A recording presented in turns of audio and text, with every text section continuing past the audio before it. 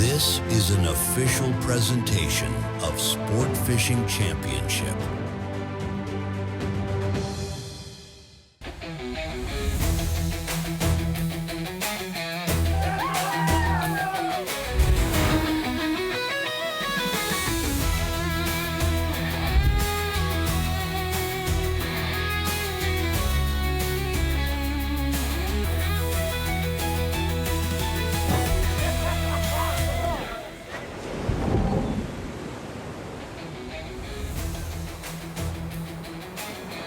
Been looking forward to this tournament since last year. Boy, what a spectacle in 2025. Now the 2026 edition.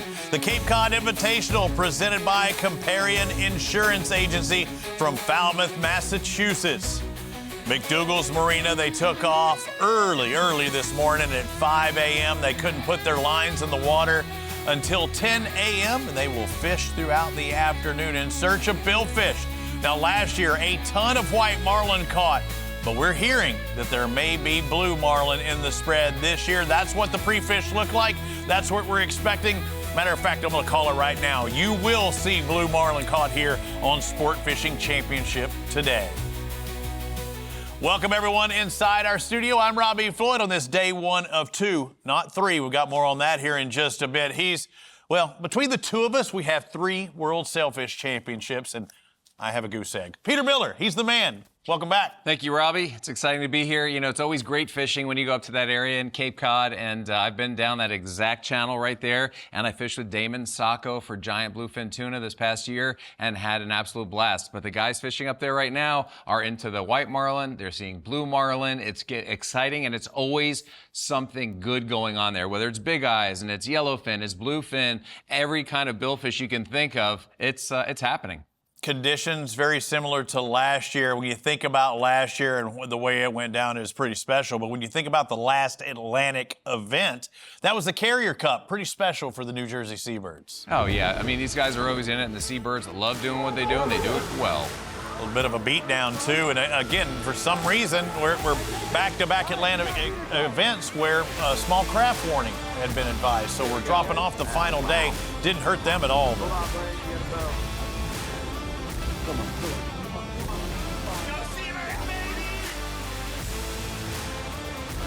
Nice blue there in the rough seas, greyhounding down sea.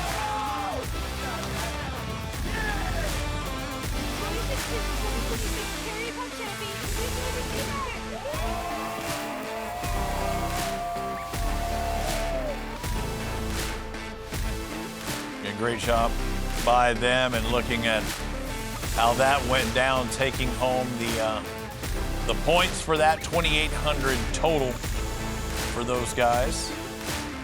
I believe Seabirds had 4 blue marlin, and I think that was it. It was all about marlin. 1 sailfish. That's what got them into the title.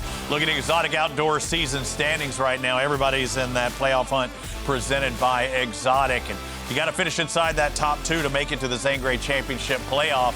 And yeah, top 2-ish Seabirds and Sails, but Lights Out, Remix, not too far behind. It could all flip-flop today or tomorrow, Peter. Yeah, for sure. These next 2 days are going to be moving up days, hopefully, for some of these teams. And it's always exciting, Robbie, to be in this area, to be fishing for these fish, because as we know, last year, Lights Out caught 47 white marlin, and guess what? They even have it tattooed on their legs. I mean, that is dedication to one of the best deals they ever had. More on that. Let's bring in our man on the scene, Rudy Tamarchio, and see what he has to say. I was looking at those points just then. I'm like, there's some teams that are on the bottom end of that one of those in particular looking pretty good for this tournament. You got to make hay right now, and you got to make hay while the sun shines, because Sunday, not going to shine at all, is it, Rudy?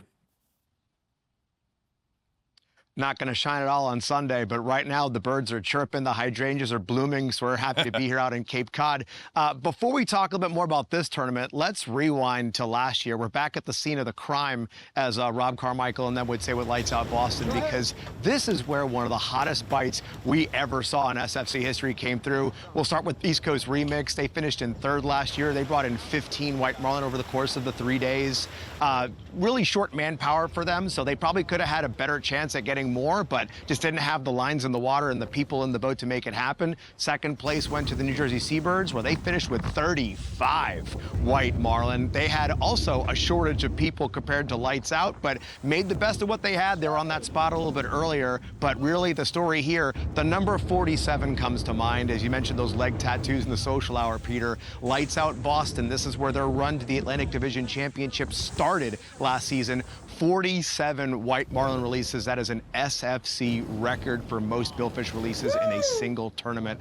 Absolutely insane. As you said, we're not going to have this happen this year, partially because of the weather. We'll have this tournament shortened by 1 day, thanks to our friends at the National Weather Service, who issued a small craft advisory. But also, the conditions just don't seem ripe for it this year. They were talking about a few pre-fishing trips that happened on their way up to reposition, docking in Falmouth over there at McDougal's and the Flying Bridge.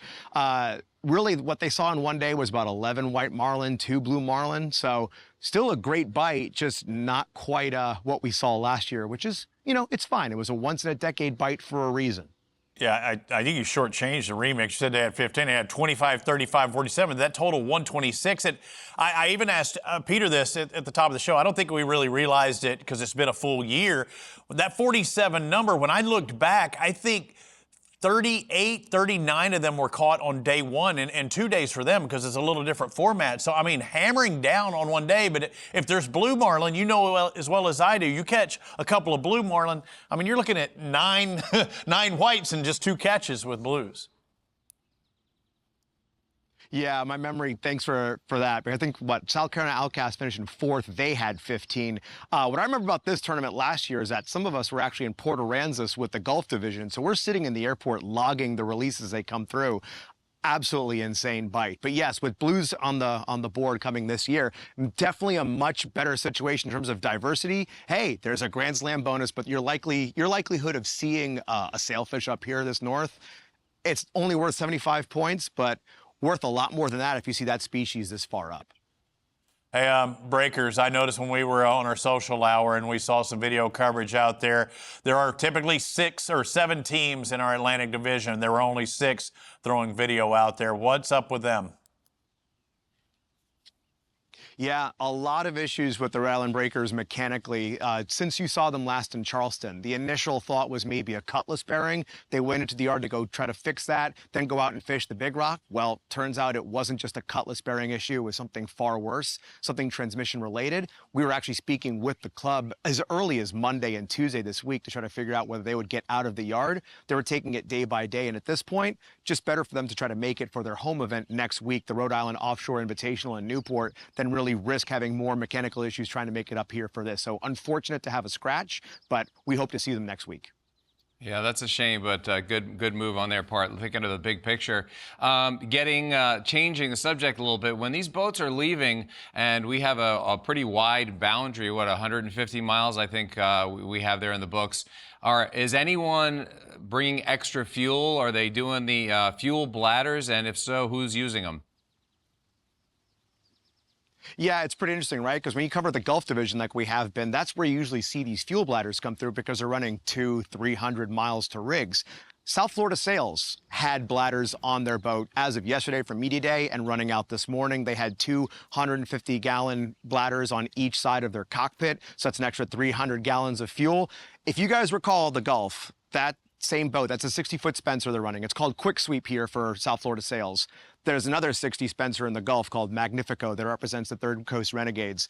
Garrett Frazier talks all the time about how their fuel capacity on their Spencer is significantly less fuel than what the Vikings carry. There's 3 production Vikings in our field. That's Lights Out Boston, East Coast Remix, New Jersey Seabirds. They all run 62 Vikings. They can hold several hundred gallons more worth of fuel. So speaking with Mike King about it, he said, hey, I got to have an insurance policy. If I make the wrong move and pick the wrong spot, he's got to be able to have the fuel to run over and do that. To do it in a 2-day tournament, that's great. He can make that run anytime he needs to. And from what it looks like so far, he hasn't picked the wrong spot.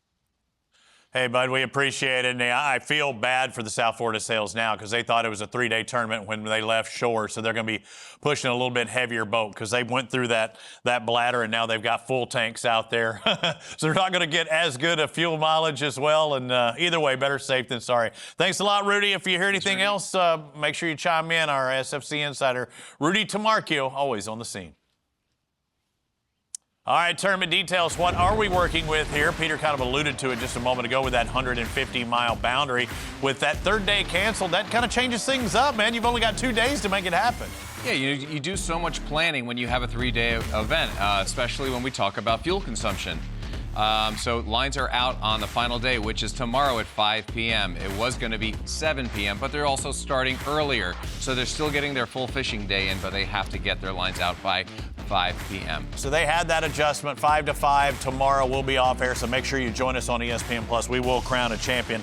Our Citizens Lines Out has changed, but we know the fishing will be intense. The one thing that we know is there is a weather difference. So today, I have a feeling it is going to be the day to catch them. And with more, Chloe Turner on our weather conditions out in Cape Cod. Today is shaping up to be a beautiful and relatively comfortable opening day on the water here in Cape Cod. Now this is a 150-mile radius line. Temperatures are in the low 70s, warming to mid-70s through the afternoon under mostly sunny skies. Winds are currently around 8 knots and will increase to 10 to 12 knots later in the day. Water temperatures are ranging from the low 70s near the shelf to the upper 70s and low 80s farther offshore. The offshore canyons, which run along this line right down here, Hydrographer Canyon is featuring 79-degree blue water. At other canyons, Beach is near 77 degrees, while the warmer eddy water towards Lindonia, Powell, and Bear Seamount ranges from 80 to 83 degrees. Several eddies and strong temperature breaks are creating areas where cleaner, warmer water meets cooler water, which could really help concentrate bait and become key fishing zones for our anglers out there today. Back to you, Robbie and Peter. Thanks a lot, Chloe. I'm looking for those eddies. I'm looking for those differences in those little squiggly lines. We're out on the water with our Atlantic Division teams. 6 angling clubs looks like somebody's bouncing a rod or some kind of bait on that upper right. Haven't seen any vegetation out there, but there are definitely some billfish.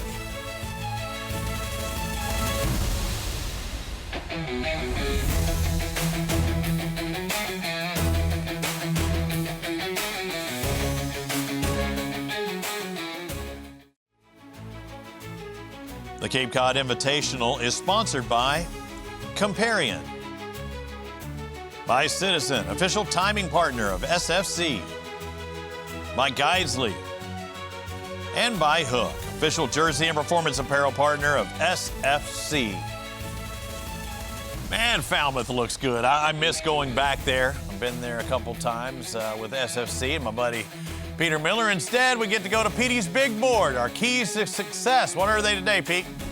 Thank you, Roberto. We've got the keys to success for today, and let's talk about temperature breaks. The temperature breaks are really important to find because that's where the bait's going to be congregating, and then you're going to have the larger fish feeding on those baits. So when you're in the middle of nowhere, you're running the same temperature, all of a sudden you'll cut across and you'll find a break in the temperature, and you'll probably find the bait there, and that's where the fish will be. Bottom contours and edges, it's the same idea. The bottom contours will cause an upwelling. That will also cause edges to be formed by those upwellings with the temperature changes. So that's where the bait's also going to congregate, and you're going to have the predators in that area as well.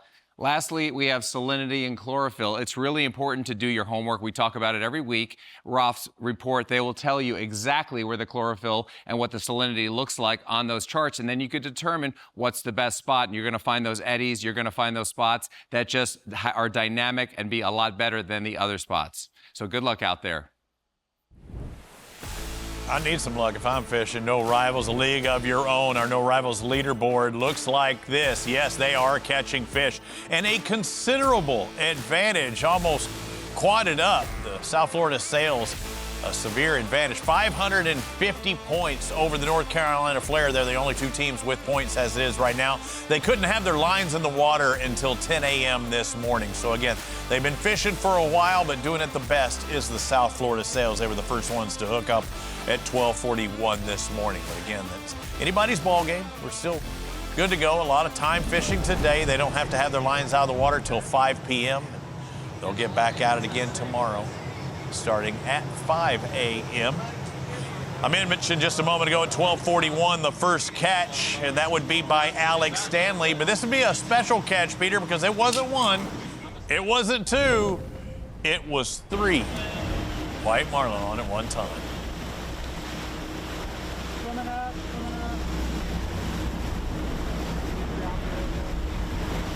So again, Alex Stanley with the first hookup, but typically the first guy to hook up is the last one to bring their fish in, whether it's sailfish or the white marlin. But you see with that little turn of the boat, they identified it as a white. You want to have more lines in the water, Pete. This is a perfect case scenario of just, hey, we're not looking for one, we're looking for a multitude at one time. You know, that's really cool to be able to target multiple white marlin like they did last year. So you think you're off to quite the start. You know, it's 12:41, they had the lines in at 10 a.m. And have a triple on is pretty special, and that's exactly what they're doing. Calm water, beautiful skies, Chamber of Commerce type look. And, you know, white marlin, the bigger brother of the sailfish, always just a little more exciting. Broader, a little bigger jumps, greyhounding, giant pecks, lit up kind of white. Very exciting stuff. And when you see a triple like that, you know the cameraman's got his work cut out for him. He's trying to get around everybody, but you just see how beautiful it is there. And it just looks like it's just brimming, and just the condition is like one you stop at. You see that, you go, you know what, I don't know what's gonna happen, but I feel like this is the spot. And a lot of captains will tell you that. Something about that water. South Florida Sails, you can see their path also by looking at, you know, where the water was churned up just behind them. But South Florida Sails with their cameraman on board, Cam Shull, doing a great job. Makes things a little busier for him, for Cam. He's been doing it with us for a while. He's good at it.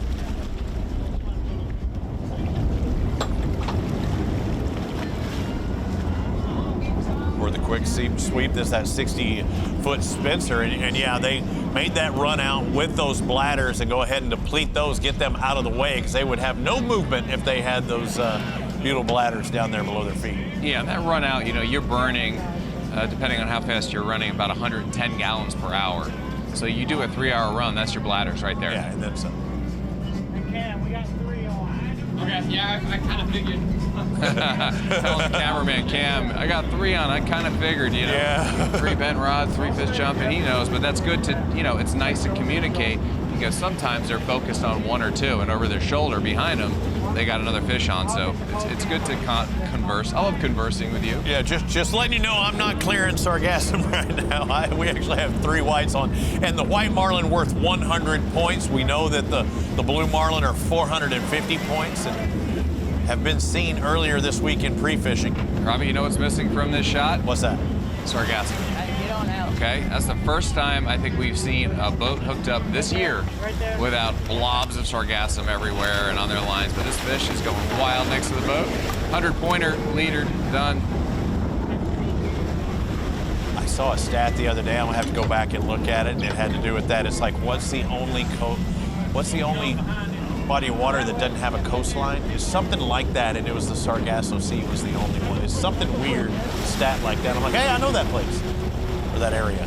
Yeah, it's you know, the heat and the algae blooms. I mean, it creates a lot of weed, which, you know, it's incredible for the microorganisms that live in there, and then the little crabs and the shrimp that grow up in there. I mean, but you know, it's gotten out of hand.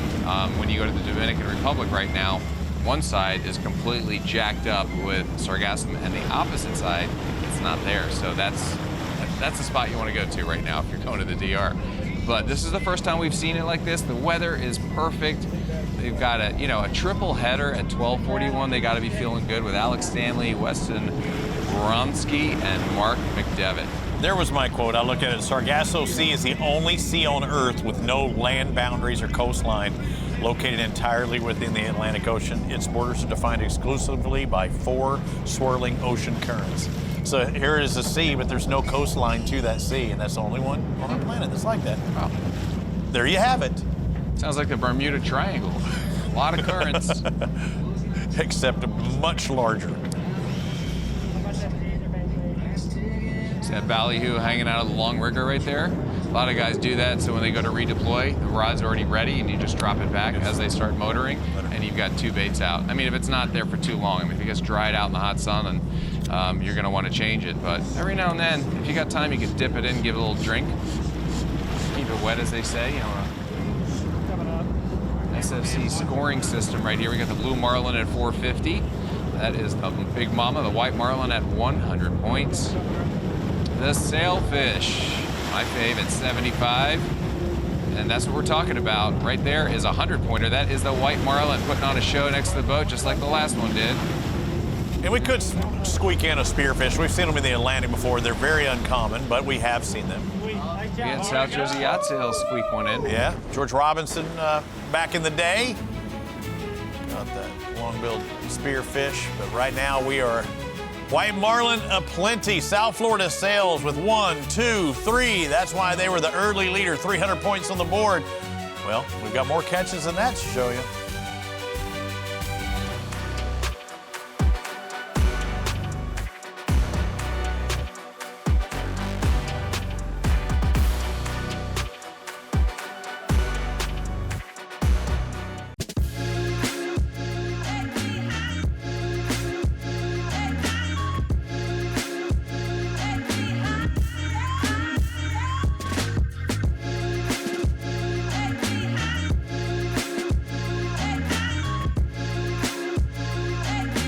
Welcome back to Falmouth, Massachusetts for the Cape Cod Invitational presented by Comparion Insurance Agency. McDougal's Marina right there on the right. Typically a toasty one whenever we show up on Sport Fishing Championship. It was a couple of years ago, PD. Our iPhones were shutting off up there on the top of the set. But it's hot out on the water today, day number 1 of 2. And I think do I hear a hookup alert? I do. Lights Out Boston, the defending champ. Looks like they are bowed up with something.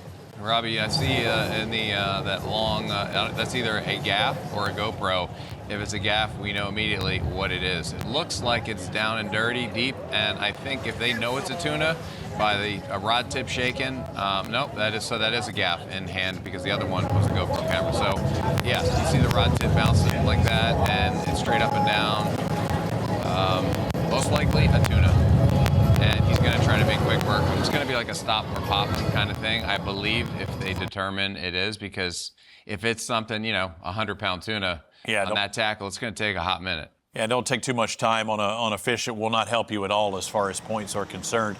Now, typically, when we were paired with, say, the Bluffs Bluewater Classic, you know, back in the day, tunas could, you know, pay some good money and for you, but this is a standalone tourney for us and us alone. We are concerned with our 6 angling clubs out there. That's what brings us, Robbie, to the point what went down, because the Lights Out in the year when they caught the 47, we had the seabirds focusing on tuna, right, because that paid a lot of money. And then after they caught their tunas, they knew the bite was going off. They ran to the bite and got there maybe a few hours later than it really went off, and that's why they had a little bit less than the Lights Out team.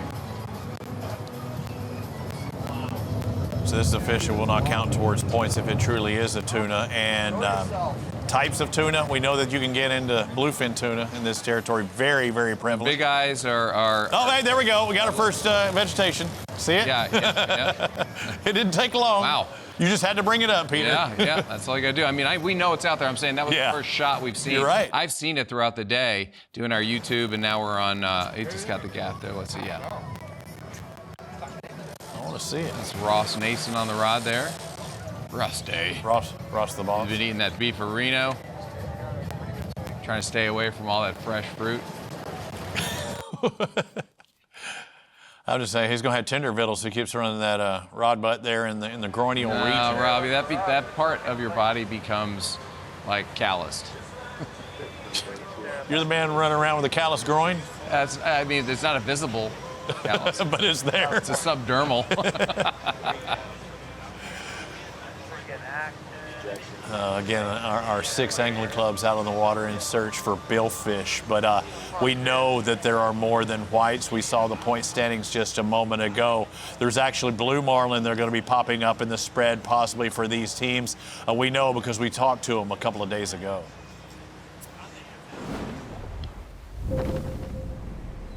this year it seems like there's some blues mixed in, which is pretty cool. I don't think there was a blue one caught last year, so gives us an opportunity to really make up some points if we get a blue, and that's what we've been fishing. We've been catching and seeing a bunch from Big Rock, and then we fun fished, and that's what we know how to do. So.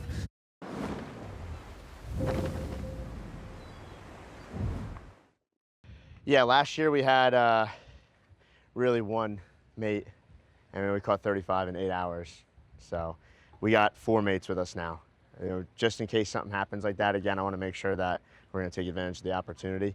You know, last year we put 4 lines out. We hook 4 white, or have 4 white marlin bites. You know, we'd hook 1 or 2 in that quad. So I wanted to make sure we came prepared. So we overfilled the boat.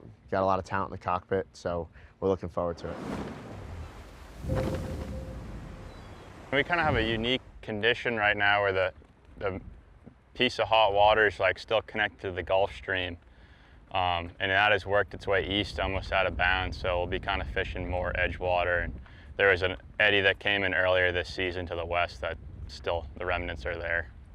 Me and the tunas are here, and there's not as many white marlins around right now, so you're definitely gonna have a few more blue marlin bites. I feel like last year there's still blues around, but there's so many white marlins, that's kind of what you were doing.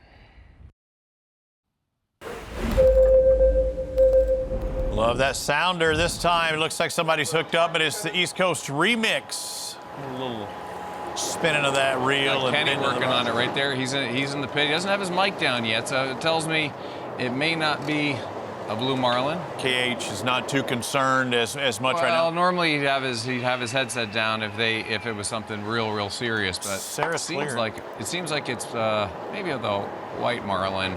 You like I said, that Sarah's clearing the. It's tied into Sarah. Sarah Clear. Yeah, she's clearing. Everything's singular. Justin Hodge, Sarah Clear. Clear, yeah. Kenny. He's the lone Hernandez, I think, on board this week, right? Or Hernandez. Yeah, but I'm saying he's the only Hernandez on board. Are you kidding me? Are we got another one. New Jersey Seabirds hooked up. So lights out, Boston. New Jersey Seabirds, East Coast Remix. This is what we love, Peter. We're almost going to have to go to a guy, Robbie. He called it a little guy. He went little guy. There's great. Yeah. Whether it's a little white or a little blue, especially. There's a new mate we haven't seen before. You think they would complain about a small blue marlin birds? Those are tuna birds right there. They went through the tuna birds, and they got bit. It's a whale, Jay. It's a whale, Jay. Jay Brower. What did he say? It's a whale, it's a Jay. Whale.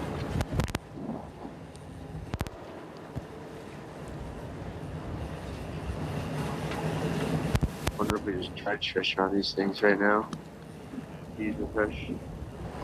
So again, earlier we thought Lights Out had a tuna on board. The way that it was reacting, they are still fighting this. We are still trying to decide what this could be between the Seabirds and the East Coast Remix. Both Always of them. nice, Robbie, to see 2 teams live battling billfish, we believe, simultaneously. You know, you go from nothing to all of it all at once like this, and we know that the Lights Out team still has a fish on as well. So we have 3 of the 6 boats hooked up. I believe 2 of them are billfish, we think, and maybe 1 is a tuna. And it's important to get the points on the board, even if it's a single white marlin, because the Flair sitting in second right now with 2 whites, they would own the tiebreaker. So if either of these teams catch a couple of whites, they would still be in 3rd or 4th place respectively, because the North Carolina Flair caught their 2 first.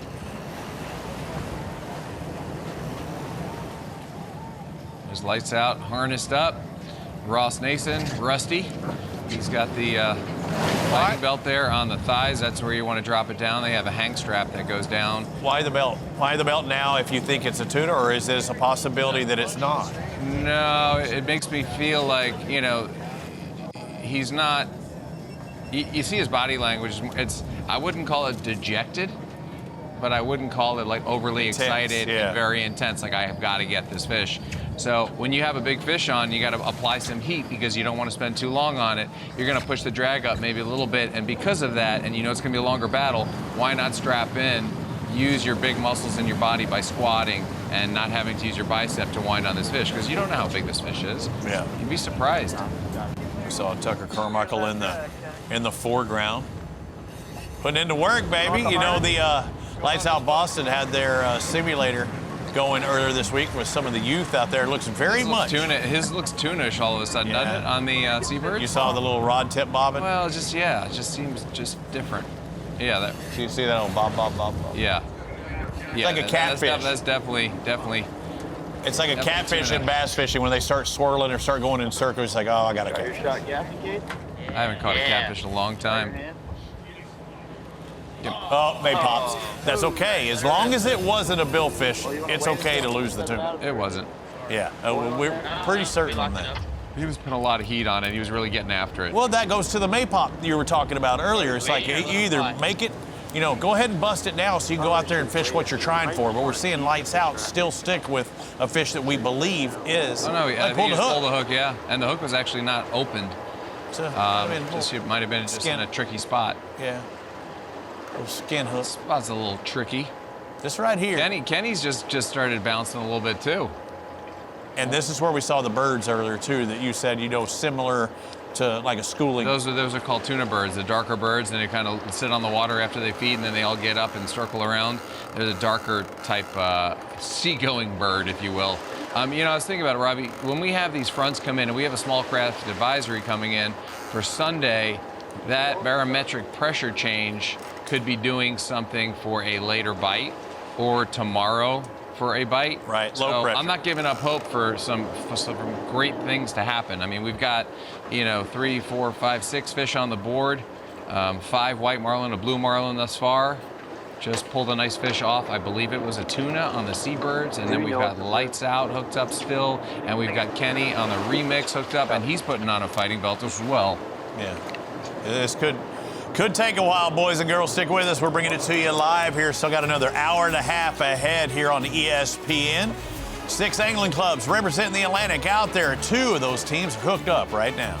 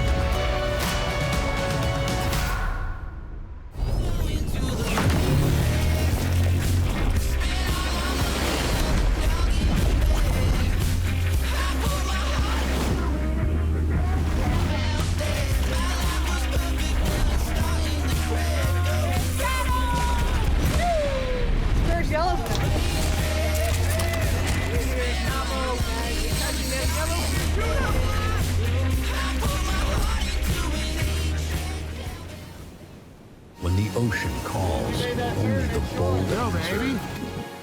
Out here, it's not about cameras, contracts, or crowds. It's about the fight. When the battle begins, you need a boat that's as relentless as you are. Nice work, Jill. Jill Paglia, boat number 1, executive decision, date 1. HCB Yachts, the ultimate sport fishing experience. We deliver the dream. These waters provide for our communities, for our families, for our fish and shrimp and oysters, for nature. Let us then protect them. For all of us, for generations.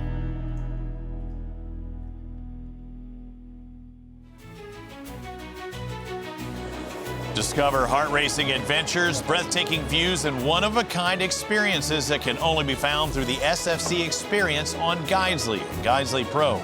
Go to sfcexperiences.com to find your next outdoor experience. And Kenny's having quite the experience right now. Looks like the conditions are already changing. We know we have a small craft advisory coming in on Sunday, so it's Friday here. Kenny's rod tip's bouncing a little bit. It looks like tuna-ish. However, they're backing, and it looks like, every now and then it looks like it's scoping up, but then it goes back down, and you see that rod tip bouncing like that, and that's a telltale sign of a tuna.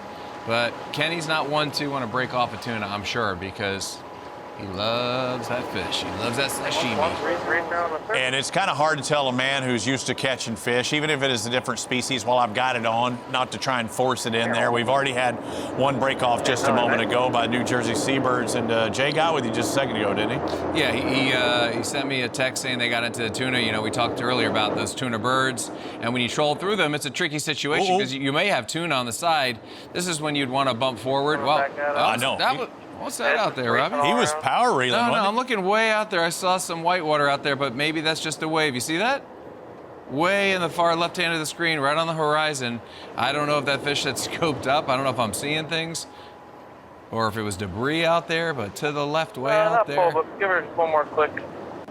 Giving it one more click. Okay, so that says it's a tuna. I mean, up to you. You typically don't push the drag up on a billfish once you got them going. Whatever you think. You know. It's good to hear their inter-ear communication and the headsets. Chandler Miles talking about the clicks and the clacks.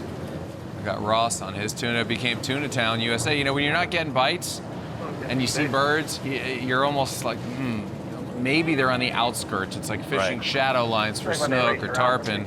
You just fish on the outskirts of it. And sometimes when you get in those big porpoise schools over in Central America, the tunas are on the outside of that. So, you know, maybe, you know, that's a thing. You know, you can go fish the outskirts of the tuna schools and hopefully you can get that marlin that's looking to feed on a tuna. But I think a lot of the guys, like Jay Brower said, he said, yeah, we don't want the tuna. We're confident that Blaine's going to get us on the marlin, but he said as soon as the lines are out, you know, they're staying out there tonight with their sea keepers running, keeping it nice and stable, they're going to tuna fish. Yeah, you don't want to be doing that now. Lights out on the left, East Coast Remix on the right. Lights Out Boston. This would be like Ray with a gaff in his hand standing behind Ross. Their home event for the Lights Out Boston crew and the defending champions. Lights Out Boston sitting on the outside looking in as far as that Exotic Outdoors hunt for the same grade championship playoffs. They started the season with a victory, Lights Out Boston, and a couple of fourth place finishes since. East Coast Remix sit fourth overall with a very consistent third, and third. They need to improve their standings. Hopefully, this fish that we think is a tuna is a billfish instead.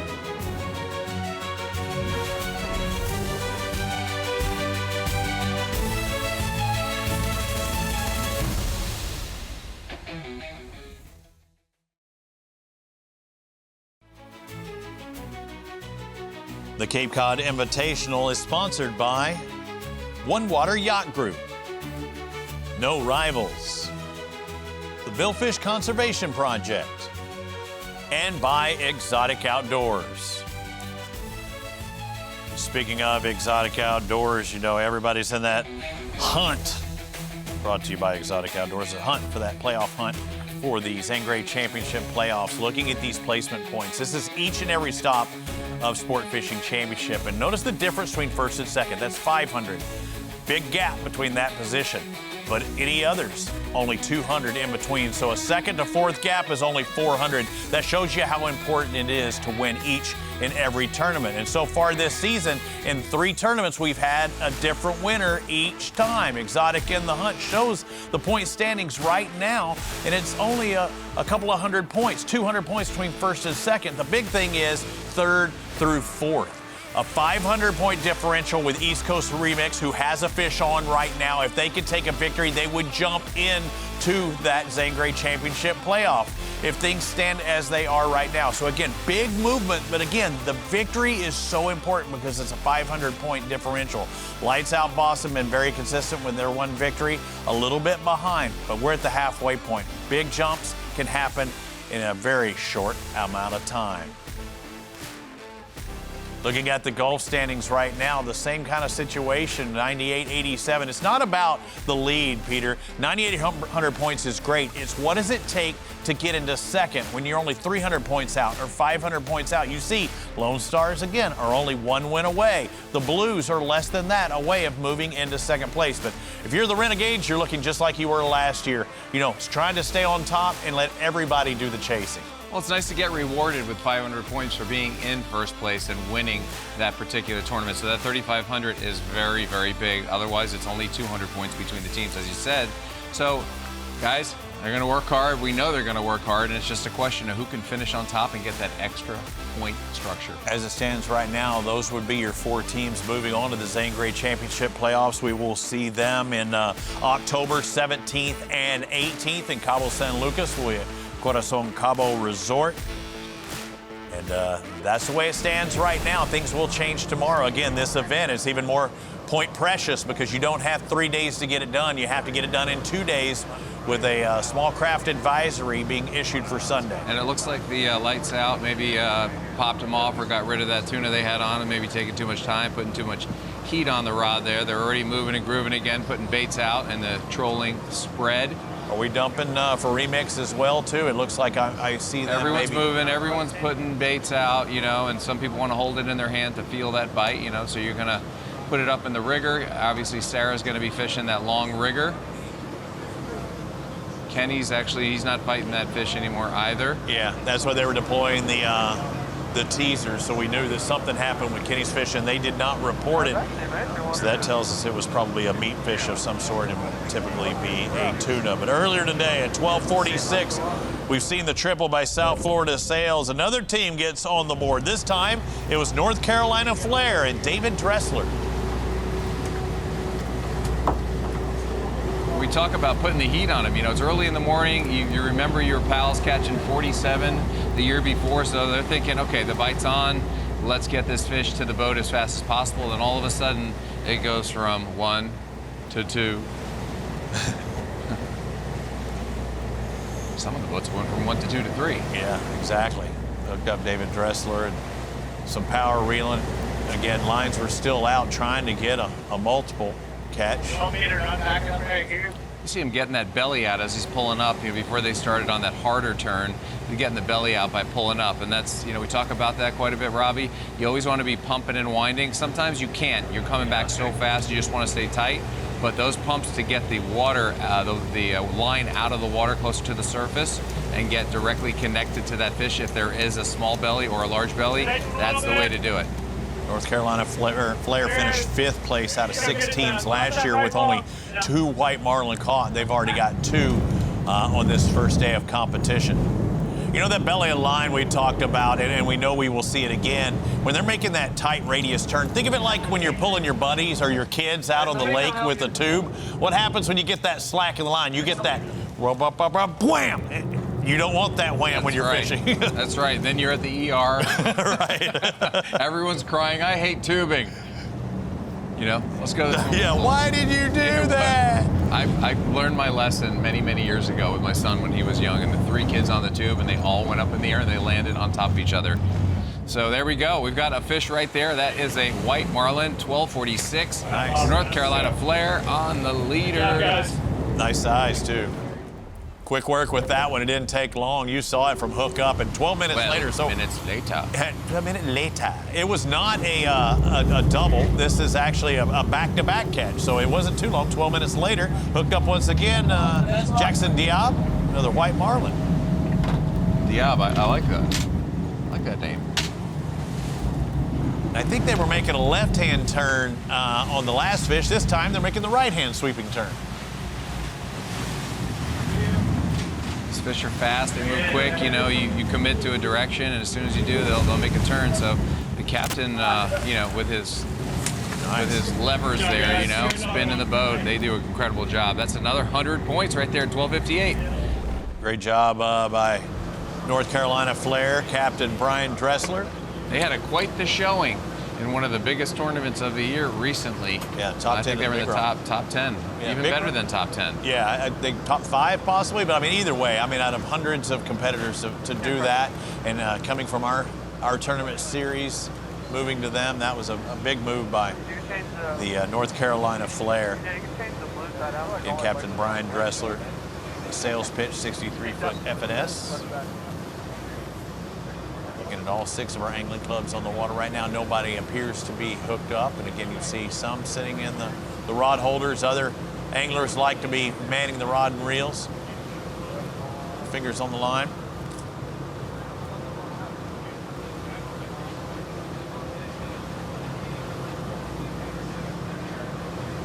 We've seen two They teams. finished, by the way, Robbie, they finished 6th out of 272 boats. Yeah, I mean, just outside that top 5. Yeah, I mean, almost a 300 boat field. Big Rock, one of the biggest ones. You know, several of our teams are going to be heading towards the White Marlin Open here very shortly, too. Another big event that we'd been a part of, the South or Sport Fishing Championship in years past. They had 5 blues, 2 whites, and a sail. We're going to step aside for a bit. We've seen quite a few white marlin being caught. Trips by the South Florida Sails, a back-to-back by the North Carolina Flare. You know what we haven't seen? The blue.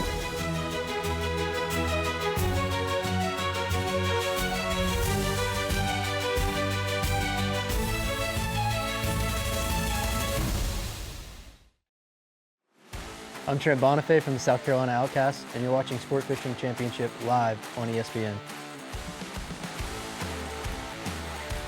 Be sure to join us as the hunt for the Zane Grey Championship playoffs continues next week as the Atlantic Division goes back-to-back weekends at the Rhode Island Offshore Invitational presented by Meet Perry.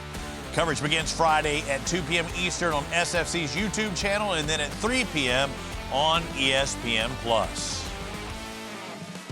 Join us next week. We're getting ready to go back to Rhode Island. We were there back in Block Island, way back in the day. One of my favorite events, but I love Rhode Island. Love Rhode Island. Looks like Remix is doing something there. What do we got going there? Upper left, second from the left. They're reeling something. Oh, they're a tuna. That looks like a tuna. Yeah. Kenny's son there, I believe. Oh, so he wasn't the only Hernandez He's on putting the heat. He's putting the heat on right there. No harness, just a little rod cush. You know, sometimes you go through these schools and you can tell the size, so you know what you're dealing with. That's Amar on the left. They're doubled up. Little father and son, you know, weekend out there in the Atlantic Ocean. On the Viking. Beautiful gunnels. Main stage, 62-foot Viking. Having the opportunity, I mean, every time you get to go fishing with your kid, it's like Father's Day. You know, I mean, you couldn't ask for better. And catching. You know, sometimes it's just about the food, and sometimes it's about the catching. Sometimes about everything. Every child is a little different. We didn't see if Kenny got his fish in. Let's see if Amar can. And that's a lot of pressure put on. I can't emphasize enough. And you see him holding on to that gunnel there. Pop's got a few more LBs on him. I mean, it's all muscle, but he's got a few more pounds. That fish, albeit, say it's even you see his short cranks there, Robbie? He's in pro status right there. Yeah, but even a 15-pound fish, the amount of thrust and the amount of power, if this is a tuna, that it has, most people can't really understand. Yeah, I mean, if you try to whip a bonita into the boat, if you got to get them at high speed, which we've done before when we're Goliath grouper fishing, it's Goliath grouper on the bottom, sardines on the surface, and bonitas coming into the sardines. So you try to catch the bonitas so you could drop them down to the Goliaths, and then we hand line them up. And I remember trying to catch the bonitas as the Goliaths were coming up. Imagine 300, 400, 500-pound largemouth bass coming up to eat your bonitas. Right, and they're coming up, and we got this on drone, and you got to reel as fast as you can, and it is exhausting. Just a 15-pounder. Yeah, right. With everything you got. But you're not using any form. You're just using pure muscle to get it in fast. Here, you know, Kenny can extend his arm or relax. It's funny because Amar's is straight up and down, and Kenny's is more on the surface back there a little bit, and different fights. Dolphin? Oh, he's got a mahi and maybe a tuna, maybe a combo. Hey, let's get some more fun fishing going on. The whole Hernandez family's out there right now. So we're going to have some fun with this one. Let's talk about, these are meat fish, almost guaranteed. I mean, they are now. It couldn't be a qualified catch after that handle pass. But these are meat fish. Let's talk about the points-paying fish. We've seen the 100-pointers, the white marlin. This right here, boys and girls, is a surprise we did not see last year at all. And that's the fish coming up on the right teaser, and it moves over to the left teaser. Everyone's in position, and you can see them getting ready to drop, and there it is. There's the drop. Pitch, right? No, it was a bait that was already out there next to the teaser. It came up right there. As they pulled the teaser away, the fish came up and ate it. I was looking at the angler right there on that left-hand side. He actually pitched out there and put it in that spray. Really good job by our cameraman and watching the crew pulling in those teasers. now. Green on the left, I think red on the right. Pink or pink. Yeah, that's always, you always want to mix it up a little bit, see what's working, you know? You raised them initially on the pink, and then the fish shot over to the green side, but I think it's just, you know, they have to look around. I mean, they can get zeroed in on something, but for the most part, when they come up, they're going to observe and take a look at every single thing in the spread, and then they'll pounce. How about this South Florida sales team, though? I mean, starting the season off, a new team for Ben Simmons with a 5th place finish at the first stop in Key West. But after that, a 1st and 2nd place, and there is what you're looking for. That's a 450-point fish, a blue marlin, for the first time in the past couple of years. Oh, ripping that line across. There's that belly in the line you've talked about so many times, Peter, how it has to just cut through the wave. You don't want that to happen. Yeah, it's important to get connected to the fish, and a lot of times you'll back in the angle of that belly. You're not going to back straight at the fish if your belly's still off to the left. You're not going to hang up right and reverse and go at the fish. So they got that belly out of the water. The fish was racing because the line could snap when you have a belly like that. There's a lot of drag in the water when the fish is going 50 miles an hour, greyhounding through the surface, and you're backing down one way and you're pulling, that fish is pulling. A lot of things can go wrong. But you see that fish pushing water, you know, you see this and you know that something's just different about the blue marlin. That's the big point difference. It's a 450 versus the 100 point. And when you see a 450, they're going to be pushing water. They're going to be leaving white water in their path. And that's what we're seeing here. It's not a giant, but it's the one you want. And especially on this light tackle, you see it staying up on the surface and they're backing hard. They're filling the pit with water, but not too much. Trim tabs are up. They're out of the way so they can go at a very good pace. Turbos kicked in and they're making use of that great performance boat, trying to get to that leader, because once they touch it, 450 takes them to the top of the leaderboard. Yeah, this single fish, you'd have to catch 5 white marlin to better this one fish right now. Taking a little bit of time. Scoring system for the Sport Fishing Championship stays throughout the season. The biggest points payers, black and blue marlin. White marlin worth 100 points. Of course, the sailfish worth 75. Just if we do catch a spearfish, it's worth 100 points. There's that tuna bird, Robbie. There's that tuna bird we talk about, and you got to, you know, if you see a giant pack, you're going to be pretty sure when you go through there, if you get bit, it's going to be a tuna. When you see single birds and you don't see a ton of them out there, which we're not seeing right now, we're watching this fight now for a couple minutes. We've seen that one bird right over top of the fish. A lot of times they regurgitate what they've eaten earlier in the day. They feel that hook. It's not painful for them, but they do feel like something's wrong, so they regurgitate what they've eaten, and they're going to spit out other fish. And it could be little tunas, it could be sardines, it could be a whole host of other fish, and that bird comes down and gets a free meal. You see to the left somebody prepping the bait, getting ready to throw something back out there when this comes back. But this is so important, and that's why you see them back it up while this fish is up top, trying to make hay while the sun shines, and know not only fishing in this 2-day tournament, but with this fish itself, lighter line, that they're looking to catch whites in general, but maybe a lighter presentation than if you knew you were going to catch blues. They're trying to identify again with their camera that is a blue marlin. We know it is. We just saw it. Getting it on the GoPro, we've already determined that it is a blue indeed, but you always want that extra footage because you never know. At this moment, you know, the fish pops off, but I don't believe they touched the leader yet. I think they need to get that leader still. But any kind of camera or any kind of image you can get, when you can get it, like you said, make what are you going to make, some hay? Make hay while the sun shines. Yeah, make some hay. How do you make hay, Robbie? You just grow grass, a little sun, little water. Either way, but I know these guys looking sharp out there, and to fish like the pros, you got to look like the pros. Hook, the official jersey and performance apparel partner of SFC. Hook it up. First day of 2, should be a 3-day tournament. It is very, very important that they get this fish to be a qualified catch. We know they've done it because we saw the points at the top of the show, Peter, but it is very, very important. At 450 apiece, I mean, it's massive. We didn't see one. How many total fish do we have caught? The body language. That's what I'm watching now. When you're talking, I'm listening to you, but I'm watching how everybody is very serious. This is no joke. The way he's cranking right now, you don't see that type of cranking on any other boats today with the tunas. It's power cranking. It's pulling with everything you got. This is suave. There's the leader coming into the tip, and there's going to be the Aberama almost. 126 billfish caught last year. Not one of them were a blue marlin. They were all whites. Yep, on their practice days, they caught a couple blue. They're seeing blues and plenty of whites.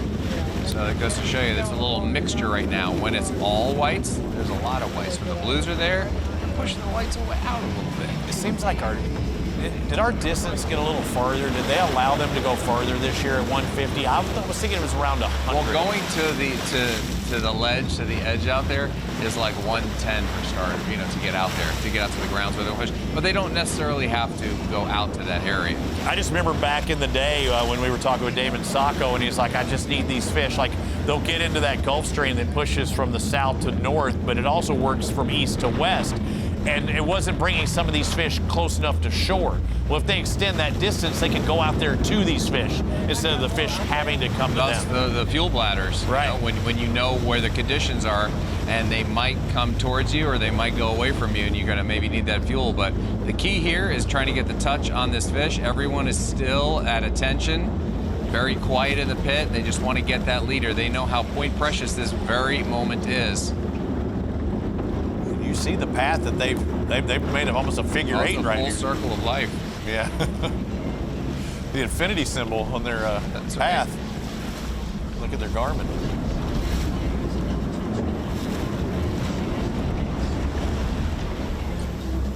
So important for these guys, this team. And you got to know, like, with this type of tackle and the way they've been back and the way the fish has been on the surface, you got to know that this fish will probably, go ballistic when it finally shows itself, because it's not going to be really too tired out. Yeah. When it sees the boat, it probably not going to like things. This is Lee Albardi on the rod and reel. That's also that different angle. For the first time, they're going to have that more direct connect without any belly, without anything.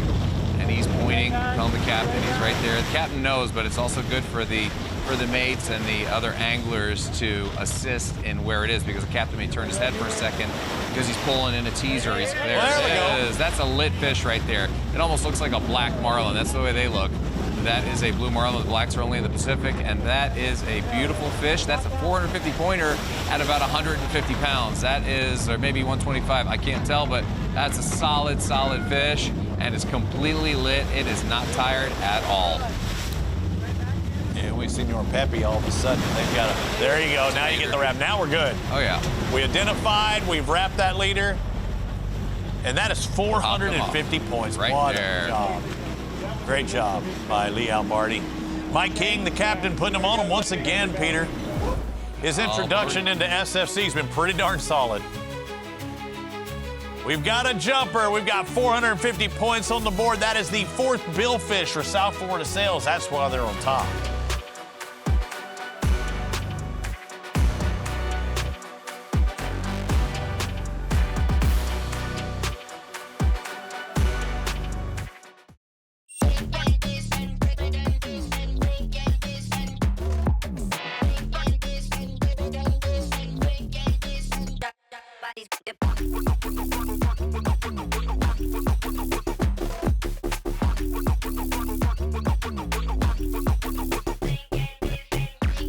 Boy, things have been going well for the South Florida Sales.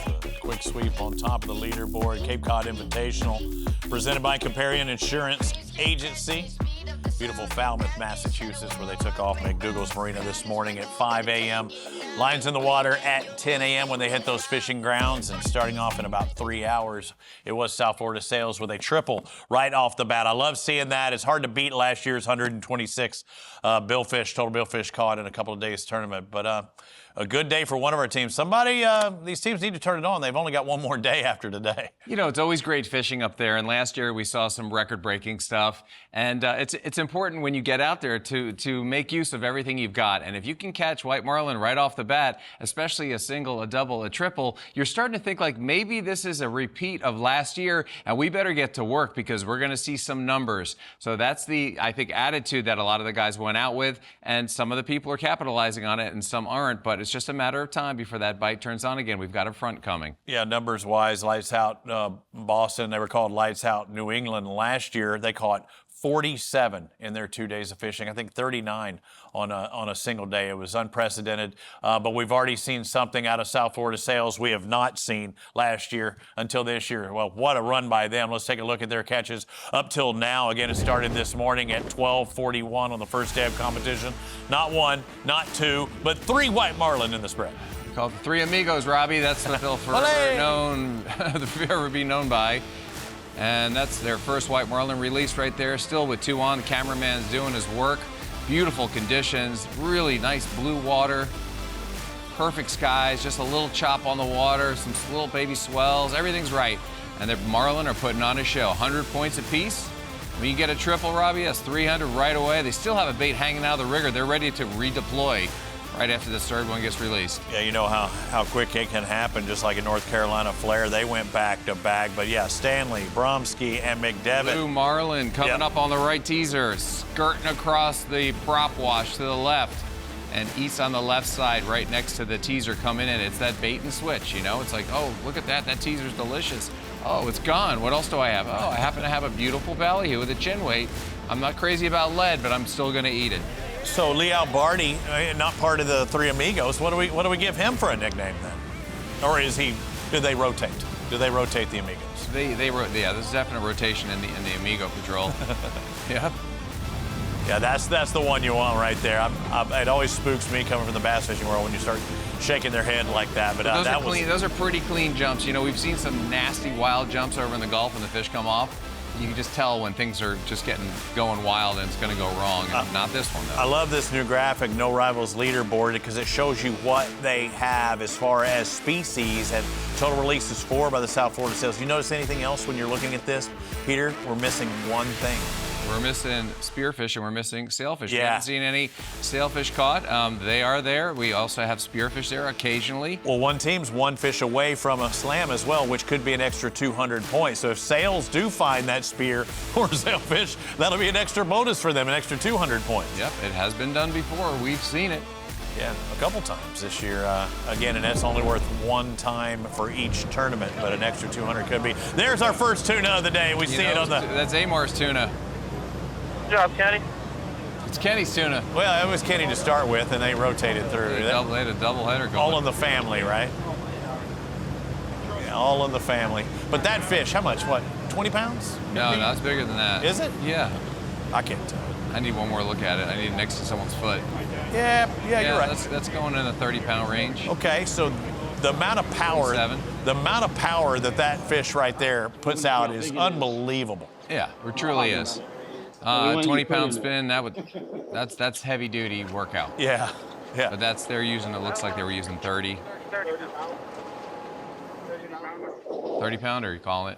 Good deal. I was still seeing it in the small picture. It looks a lot bigger when you just go full screen. Yeah, of course. You know. Yeah, and also you don't want to overshoot it because then people always think, oh, it was like a 500-pound blue, and it's like a 375. Tournament anglers, you've got your overguessers and your underguessers, right? I mean, that's a fact. Yeah, and the difference with some of these tunas, though, and when you're getting real with it, and with the marlin, it depends on the thickness. You know, it's not about the length, it's about the shoulders. It's about how thick it is down, all the way down to the tail. Same thing with the tunas. You might catch a really lean tuna, right? And some of them are giant fat butterballs that have been feeding on oily sardines for the past couple of months, and they are just fat, greasy, and probably the best tasting sashimi you can get. Those bluefin tuna, when they get like that, it's just second to none. You gotta clean your knife after every time you slice through it because it gets so oily. Yeah. You can't get through the next cut without taking a rag and wiping it down. That don't even make sense to me. It's so oily, I can't cut through it. That in my mind, I can't. The blade sticks. I know. It's almost like it gets a suction cup. Hey, does this surprise you at all that they've had lines in the water? All 6 of our teams could put their lines in the water 6 hours ago. Does this surprise you that 4 of our teams still do not have a qualified catch? I think it was 6 hours ago. Yes, Yeah, 6 hours ago there, and they could search for them beyond that. They had their, ability to go out at 5 o'clock, but the lines couldn't be in the water for another 5 hours. Honestly, Robbie, if we really drill down on what you're talking about, it could be an issue where there's too many tunas around. Yeah. Which is destroying your spread. You know, when the tunas come up, they blast through all your baits, they tear apart your teasers, you got to redo everything, and then you're trying to find those marlin. Then you get into another pack of tunas again, and it can be arduous. And then, the weeds and all these different factors. But you'll find them, and once you find them, you can kind of zero in. We see some of the teams here doing exactly that. I mean, the sails with 4 fish, 3 whites and a blue, I mean, they obviously have something going on. Sarah with the peepers out trying to look for that next bite. But we've seen this with other tournaments as well, where it wasn't the tuna that were being the ones that were snagging. It might have been a mahi, or it might have been the barracuda. Now it's the tuna's turn to jump in and screw things up. That's the tiara version. That is the like a crown, if you will. It's a tiara. Okay. You see it bedazzled, you know, over top of her head there? You see that? Look at that. Yeah. Sarah, she's bedazzled. Nice audio setup. Yep. She's got them all. She's got every color in there. She's got the rainbow going. She just shows you Sarah's crafting skills. She's not a one-trick pony. No, I mean, she catches fish. She catches a blue marlin. She bedazzles her headset. Takes care of a little cash. She can now lift you too. Oh yeah, yeah. She's got the guns. She's got the guns. Looks like a little different weather. I mean, I know that each camera is different and it shows it, but it looks like it's different areas. Maybe a little more sun, a little brighter, a little bluer. Yeah, almost like some of the boats are fishing very far from this boat. Right. As we're looking at the South Florida Sails, they're in the lead right now. They started off with a triple. They threw a blue marlin in the mix, a 450-point catch. They need more of those, and they'll really, really pull away.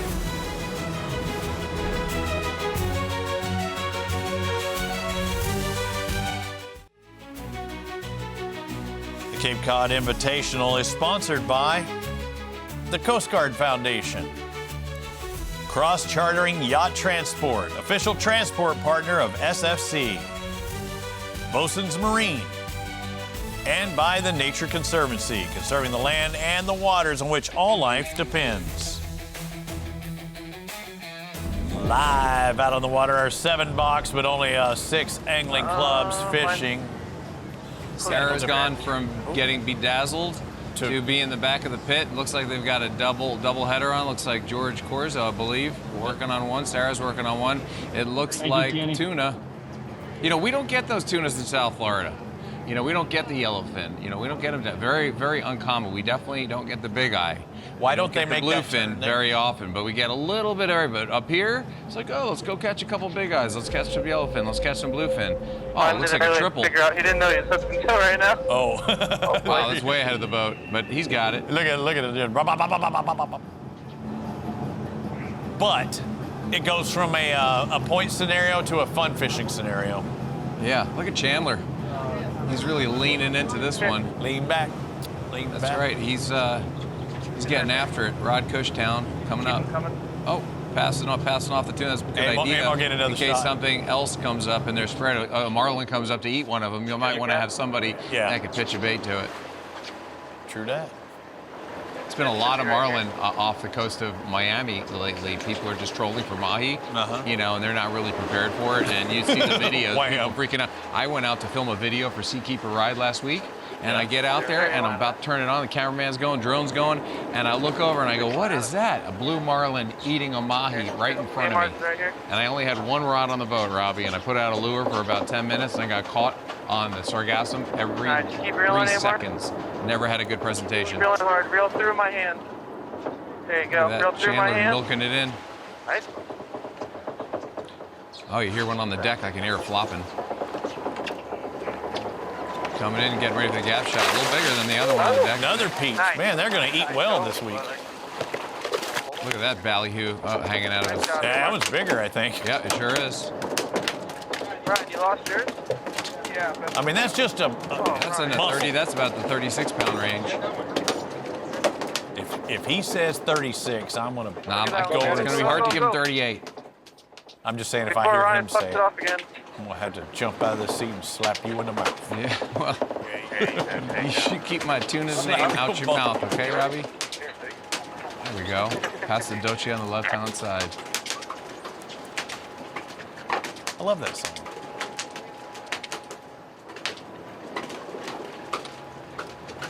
You can just hear the sound of tunas flopping on the deck of a boat when you're inside. Man, it just makes you feel like a complete loser as you're coming out of the head from downstairs and you're running up and you just hear tunas hitting all over the deck and you're like, oh, so I missed it? I mean, you can put them in the other box on the floor. You got on the other side. Running out of space sounds like you're going to need a bigger boat. Did you say we're going to put them in the other? Yeah. I mean, definitely want to bleed them. That's the key right there. When you get those tunas, you want to bleed them, make sure that all comes out. You want to get them on ice as quick as possible, but you definitely want to bleed them. Keeps the fish less fishy tasting. And these teams are spending the night out there on the water too, so this will not go to waste. They could probably eat half of one of whatever they caught for all of them. In case you're just joining us, this is was scheduled to be a 3-day tournament, but the Cape Cod Invitational presented by Comparian Insurance Agency, they issued a small craft advisory for Sunday, so they went ahead and canceled Sunday's event. So we will be going off air tomorrow afternoon, crowning a champion. So one of these 6 teams will receive first place points, and we'll bring it to you live on ESPN. What about the big cooler if I do this? You're on board the East Coast Remix right now. The Remix currently sit fourth in championship standings after back-to-back third-place finishes. And this looks to be a meat fish, not a billfish. You only get points for blue marlin, white marlin, sailfish, and spearfish.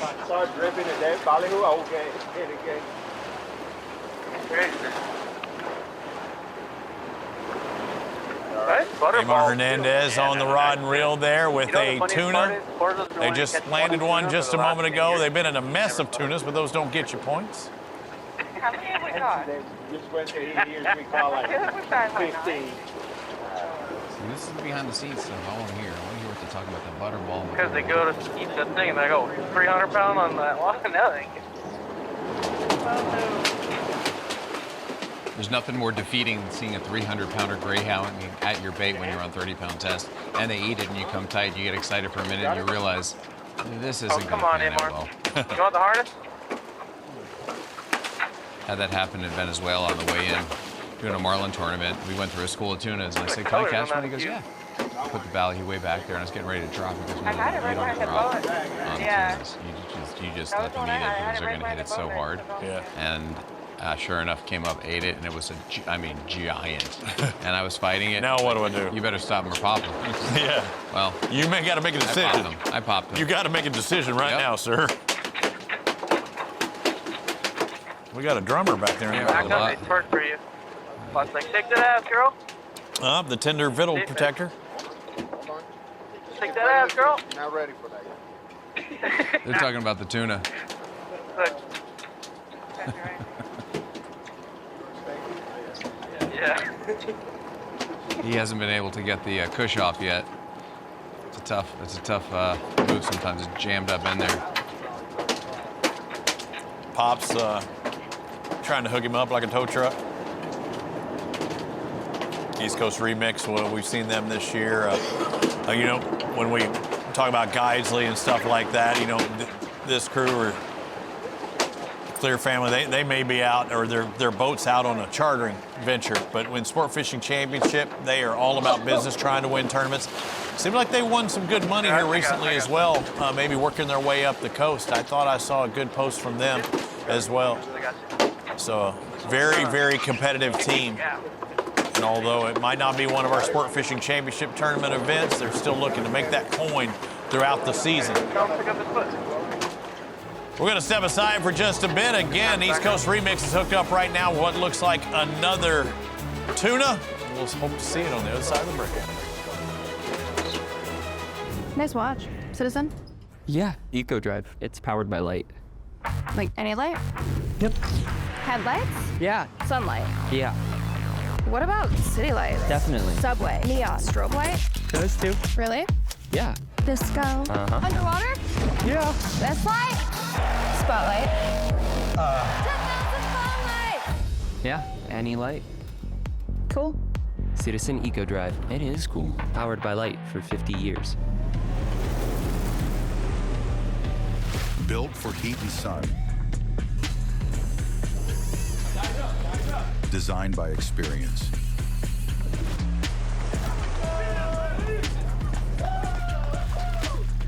Here it goes. Battle-tested solutions for the fearless.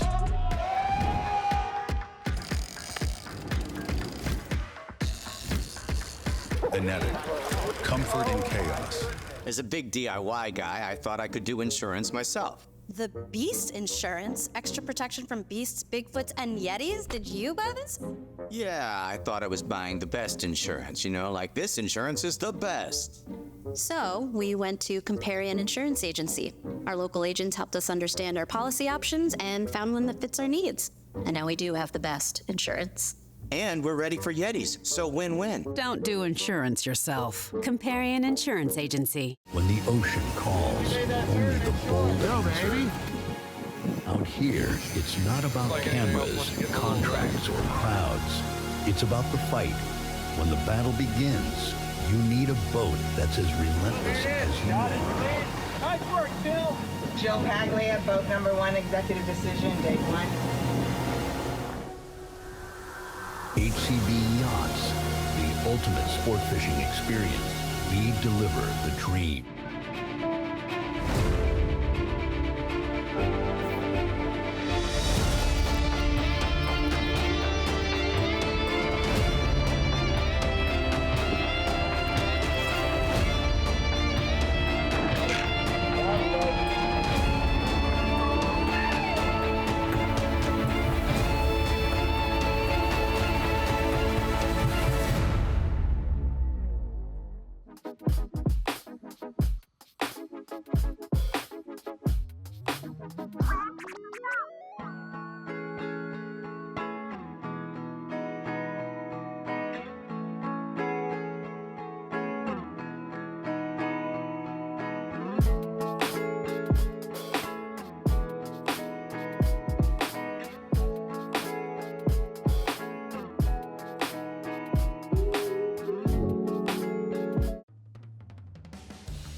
My name is Jennifer Johnson, and I'm the general manager here at Bosun's Marine.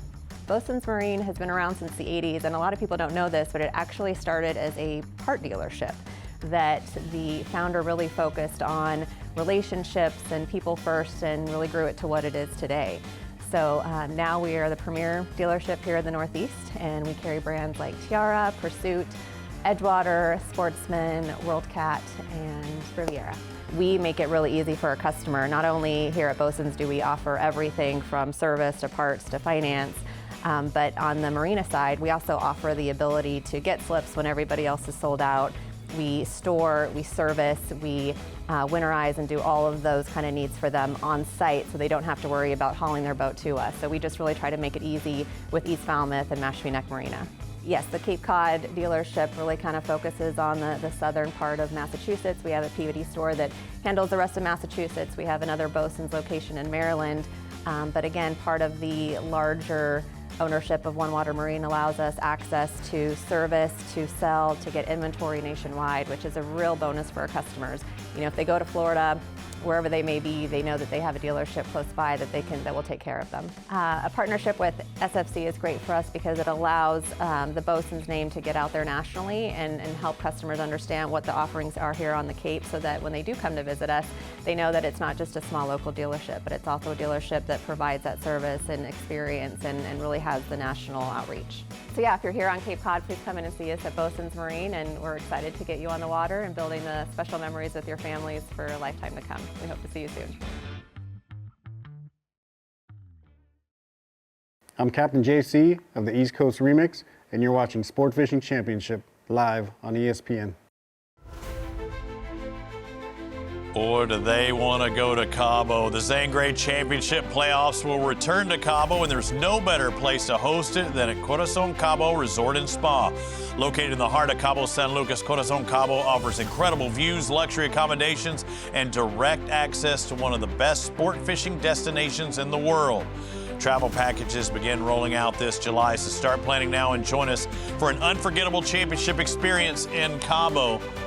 Chloe Turner, who does our YouTube hour before this ESPN show, she's already booked a trip on Guiseley for fishing. Robbie, this spot is second to none. You know what they don't have there? Sargassum. It can't make it to that coast. So they are free and clear of that massive amount of weed, and they're advertising it right now. Come to Cabo, don't go to this part of Mexico. And you can see everyone cheering. You know why, Robbie? Because they've been whining on fish the entire day. It's a striped marlin bonanza, black marlin, Pacific blue marlin, sailfish, grand slams. You can catch 100 fish in a day. You can just really just do some damage there. And we got to meet Chris Erickson, the owner of the resort, and he's a fisherman as well, and looking forward to seeing him again coming up in October. I'm looking forward to going back. And again, the Zane Grey Championship playoffs in Cabo San Lucas. Last year, the title went to the Texas Lone Stars from the Gulf. All Gulf winners holding that trophy for all 4 years of the Zane Grey Championship playoffs. We're looking at all 6 boats out there fishing. Currently the leader, South Florida Sails, with 3 white marlin and the 1 single blue marlin, and that's big because that's worth 450 points. But when you think of blue marlin, you think of big blue marlin. What's that name? Called the Granders. And Mike King, the captain of the South Florida Sails, he's got a grander to his name, and it's one of the biggest fish ever caught in the Atlantic. You not only have a grander to say I got, you have an over 1,200 pounder and still one of the biggest fish ever caught in the Atlantic to pop your collar with. That had to be a special day. Tell me about that. It was a very special day. We were fishing in a tournament out of North Carolina called the Pirates Cove, and a couple of days, it was a 3-day tournament, and for 2 days I had kind of stunk it up and I wasn't doing very well, so I said I was going to shoot for the big girl, and we went out there and it actually worked out. We were chasing down some yellowfin tuna and had a big bite. We knew it was a big fish right away, and it turned out to be about a 4-hour battle, then another hour and a half to get it in the boat, and was truly blessed, but it was just a fish of a lifetime that just everything worked out perfect. It's still the biggest in the continental U.S. as far as the Atlantic's concerned? I think so. I think it's still the biggest fish in the continental United States, and it's the North Carolina state record. And I would say it's somewhere definitely in the top 10 of any that ever caught in the Atlantic. That's incredible work. You know, that's a feather in your cap, to say the least, to get a fish like that and to keep that record alive. And you heard him mention the fact that they were going for some yellowfin tuna. And we've been watching the yellowfin tuna bite here on the show today, and we wondered, hey, maybe you fish the outskirts of these big packs of yellowfin tuna. The marlin are probably feeding them on the outskirts. Typically, they like to eat tuna. That's one of their favorites. Easier to catch than a mahi-mahi. So it goes to show you that it can be done, but it's great that we have a guy that has caught the biggest fish in the Atlantic, and it still stands today at over 1,200 pounds. That is something every angler wishes for. They hope for 1 grander in their life, whether it be a bluefin tuna or a blue marlin. The bluefin tuna is way more doable because you can actually pick them out. You can go to Nova Scotia and be like, oh, the one's next to the boat, let's feed that one, and boom. But a blue marlin like of that size, and then to land it, to get it to the boat and bring it to the scales, that's another feat. You heard him talk about how long. I mean, you interviewed him. He said, what, about another hour and a half to get it in the boat? Yeah, and I'd be happy to tackle. I'd be happy for it to only take an hour and a half. We saw, Jason Berthelot fight fish for 7 hours, on a tuna like that. So that was incredible. Caught it for 4, but then they had to get it in the boat, and that's the block and tackle, getting it through or getting it over. Because when you got a fish that big, guess what? That door no longer is usable. I mean, you're going to have to collapse the fins. You're going to have to bring it in the right way because those fins need to be retracted. Yeah, and then again, that is stateside there on this continent. There's, bigger fish on the African coastline, but still anything 1,000 pounds is unbelievable. But I mean, beating that by 200 some odd pounds. We're hooked up right now with the lights out. Boston, hopefully it's the right kind. This could put them on the board again. Only 2 teams with qualified catches so far. This is your defending champion right now. Don't be a little bit. And now Remix also hooked up. I loved hearing that out of Mike, though. As you mentioned, they were around yellowfin tuna, and then they caught that 1,200 pounder. We've been seeing boat after boat after boat around yellowfin tuna. They can eat 90 pounders. I mean, a fish of that size can eat a 90, 100 pounder. No problem. And what do we see when we're in the Gulf? A big yellowfin tuna. We see them chasing the other tunas that they're using for bait. They use 40-pound flop baits, in certain parts of the world, and they flop them across, and you wouldn't believe the size of these things. Those marlin come up, and they got to wait till they take them down head first. They just said more dinner. This the same species? We got a different one? No, I think we saw the tuna. I think it may have popped off there. It still got it? Still got it. I heard them say more dinner. Swanger. Just a smaller. Swanging. That whole deck's good. 15-pounder. Yeah, that deck is slapping. Oh, Kenny. All right, we're heading to Tuna Town, but hopefully we can get some billfish in the mix as well. Where there's bait fish, there's tuna evidently, and where there's tuna, we're hoping we see billfish.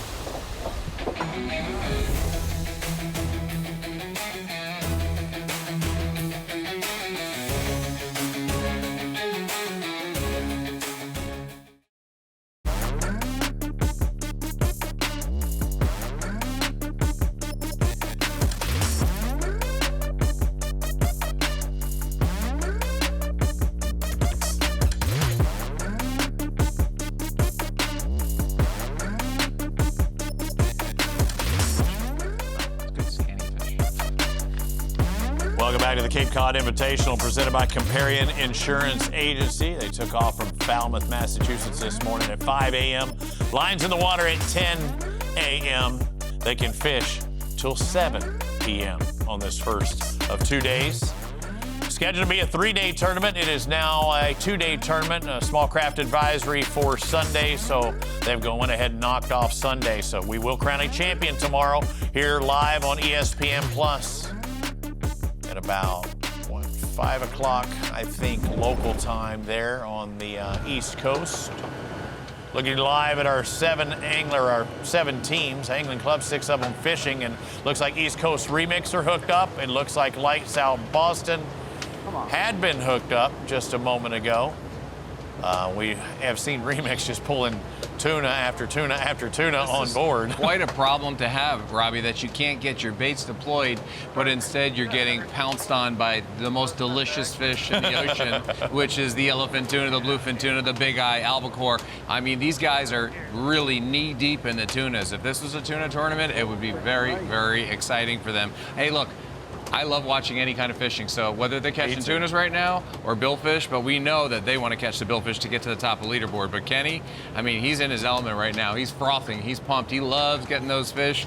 He's going to be putting those in the vacuum packed bags, putting them right in the freezer, bringing them home, and tuna for days. What is it? Guy Fieri has Flavor Town. We've got Tuna Town, it seems like. That's right. Some people are the mayors of Tuna Town. But getting back to your small craft advisory, Robbie, it's when the sustained winds are 20 to 33 knots, and sometimes they blast even harder than that, and that's when you know it's going to be very, very rough. It's one thing, oh, it's blowing 20, or it's gusting to 20, but when it's sustained in the 30s, 40s, that is hazardous. And you're going to get to, 7 feet or greater, depending on the current where you are. Some places have no current and the wind won't stack it up as tall. But if you have current with that wind, oof, it could be really, really bad. Yeah, you get that bounce back, the difference between the wind and the current. You see the Citizens lines out. The official timekeeper of Sport Fishing Championship, Citizen, will be counting down the hours, the minutes of every competition this season, all the way to the final seconds of the Zangray Championship playoffs. So yes, they do,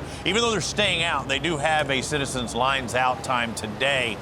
We've got 22 minutes left in our show. They've got another 2 hours to fish, and hopefully not fishing for tuna, but fishing for billfish. We've got 1, 2, 3, 4, 5, 6 total billfish catches today. Just to put it into perspective, how good last year was, on day one team had caught 39, I think. And that just goes to show you where the conditions were absolutely perfect, and people hadn't seen that kind of bite in maybe over a decade. Remember we talked to Pat Healy from Viking. He was saying the same. When he heard about that bite, he just wanted to fly there and get right into it. They wound up doing it later on, and not at that exact spot, but they found him and they caught a ton, and they won a bunch of tournaments this year. But sometimes it's just outside the boundary. Sometimes the conditions aren't right exactly where you were. That last year, it was absolutely perfect. Everything converged and made it like the perfect storm. They're getting ready with a gaff for Kenny's fish right now. And also our Citizens line out, they're going to get to start earlier tomorrow as well. It was supposed to be lines in the water at 7, but they're going to allow them to start fishing at 5 o'clock. And I know Lights Out last year seemed like they caught a 5 o'clock fish. Nice one. Back when they were letting them stay out. You can tell when they got it choked down on the gaff to bring it in. Yeah, those fish they're growing. This is the next gaggle of tuna, You'll see that one in the foreground looks a little bigger. Yeah, that was the one we saw Amar working on and Kenny working on earlier. They did bring that in. They got them of all sizes, from 10-pounders to 40-something-pounders. But the extended time, Peter, tomorrow with them opening up a little bit. Last year, Mateo Senna caught it 5:41, so they're catching probably before daybreak or right at daybreak, catching qualified catches, Bill. Yeah, and that's important. Today's starting at 10, and tomorrow's starting at 5 a.m. It's big 2 hours shaved off, so they got an extra 3 hours of fishing tomorrow.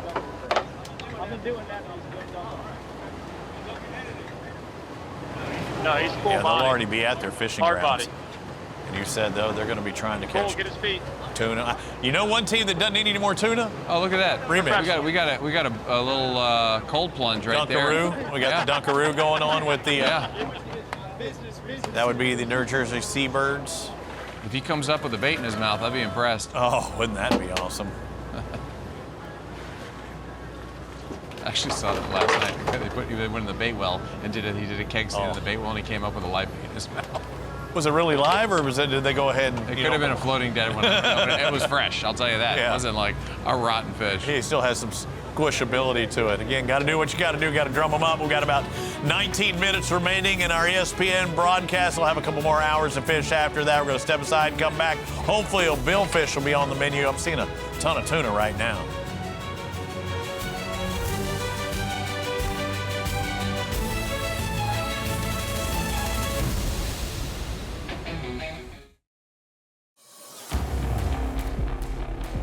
Fans vote now through August 30th to select the rosters who will represent the Atlantic and Gulf divisions at SFC All-Star Weekend presented by No Rivals. It'll be in Fort Lauderdale, Florida, October 29th and 30th. Each ballot allows fans to select 2 captains, 2 anglers, 4 mates from each division. Teams will be announced at the conclusion of the regular season, but once daily, support your favorites and build the all-star teams. We saw a tremendous event last year, won by the Atlantic. Let's see if the Gulf can step up this year. High fives all around. They will come. Looking at our Atlantic Division teams that are out on the water right now. They're trying to prove their worth for the All-Star Weekend presented by No Rivals, and we know a worthy takeoff point. It was McDougall's Marina. They took off from there from McDougall's Marine this morning. We actually got to sit down with one of the gentlemen responsible. This is a fine facility that both you and I have been to, Peter. Hi, I'm Tim Cohan from McDougall's, Regional Vice President of Operations. So we're a 100-slip full-service marina here in Falmouth. Full service, everything from engine work to canvas and everything in between. Got a great staff, awesome team here at McDougall's of full-service technicians, and can handle just about anything that these boats throw at us. McDougall's has been here since 1938. So some great history here at the facility, and it's been around for a bit. 20 years ago, there were definitely a lot more sailboats in the area. It's really become an awesome sport fish mecca of the Cape. Partly due to these tournaments that we're talking about right now, and you guys coming in here has been great. But that's really promoted Falmouth and the Cape to be a sport fishing haven in the summer season. And maybe the sailboats a little bit have been transitioning out while these large center consoles and sport fish have been moving in. So we've really been focusing on that market. It's been great and really successful for us with that. We've got inside storage and outside storage for the winter, really large array, full service yard. It can take care of all the boat's needs here internally. In the summer, our fuel dock is open 7 to 7, 7 days a week. Really excited to host the Sportfish Championship tournament here this week. If you ever need of transient dockage, fuel, any full service needs, we're happy to take care of you. Please reach out. Look forward to seeing you here.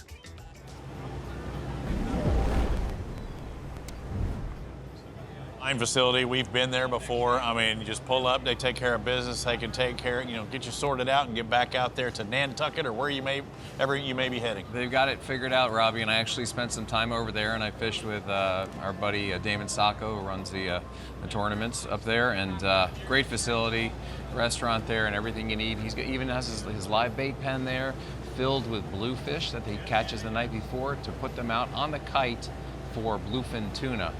I was thinking, Robbie, just a thought though, but as we talk about McDougall's, I absolutely love it there, everything about it and this fishery.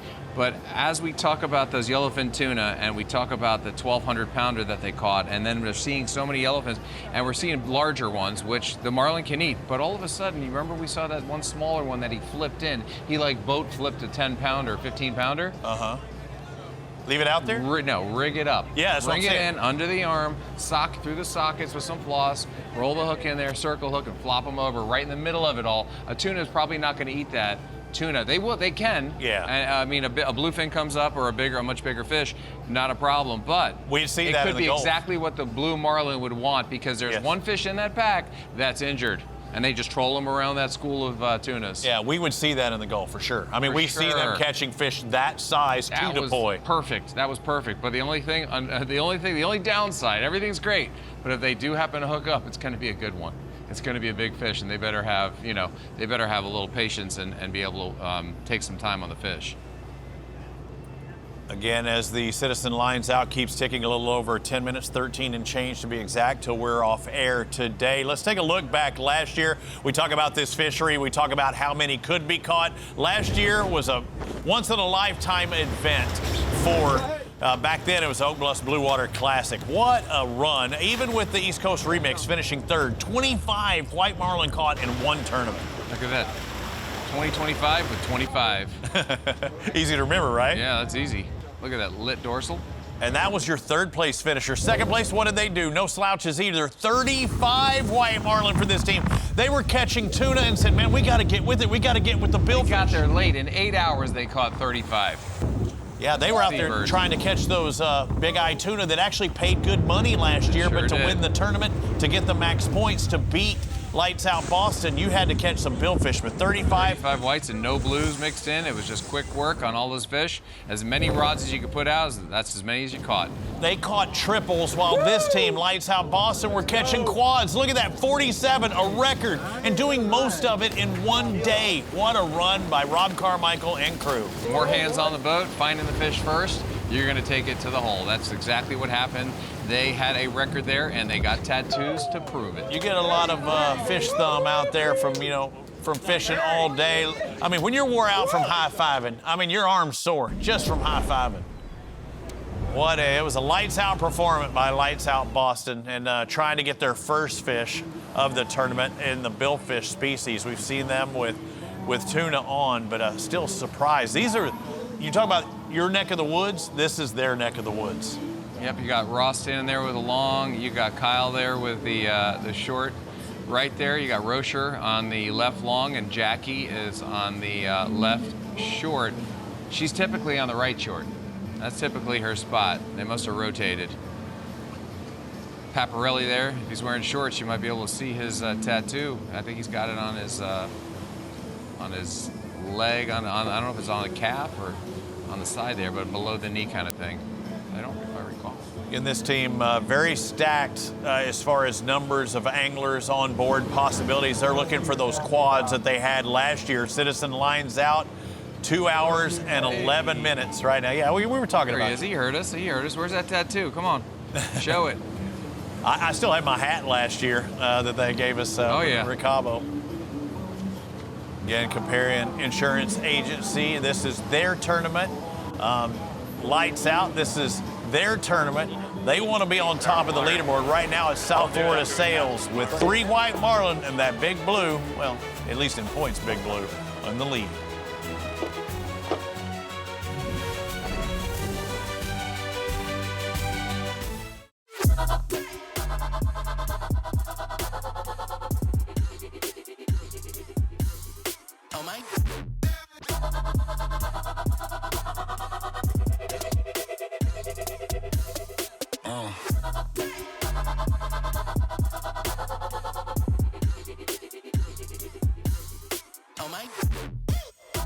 Welcome back to the Cape Cod Invitational presented by Comparian Insurance Agency. Day one is almost complete of what is now a 2-day tournament. We will crown a champion tomorrow at 5 Eastern. With Falmouth, Massachusetts playing host again, the first of our New England type stops here, fishing the Atlantic Division. You see teams out on the water fishing their hearts out. Citizen Lines Out, a little over 2 hours remaining. 2 teams with qualified catches, South Florida Sails and North Carolina Flair. But kicking off the day at 12:41, Mike King's team. Mike, we've already heard an interview that we had earlier this year where you caught that grander. But how grand was it to catch a blue marlin in what was a white marlin tournament last year? Oh, wow. Yeah, it's we really needed that. Fishing's been very spotty and slow today, and very fortunate to get that blue marlin, and very happy. Nice work on that, Mr. King, Captain King. We saw go from one teaser to the other teaser. Did you guys know it was a blue when it came up, or was it subsurface? Well, we had kind of a mystery pull and a long rigger, and I was looking further back, and as he cleared his bait, it bit the teasers. I was kind of like letting it back, and I didn't get my eyes on it very well, and I probably could have helped them out if I could have seen a little bit better, but it worked out. I said it was a white or a blue because I really couldn't see, and sometimes it just worked out the way it was supposed to. That was pretty smooth. Congrats on that. Yeah, we're seeing a lot of tuna being caught by our teams, it seems to be. And you mentioned how, that day you caught that 1,200-pound fish. You're around, yellowfin. Does that seem to be key around these neck of the woods as well? They're hanging around those yellowfin tuna? I think very much so. The larger marlins are definitely eating tunas. You would think. This part of the ecosystem, and that fish that we caught was perfect for today, but we sure would like to see a big one before we leave Cape Cod.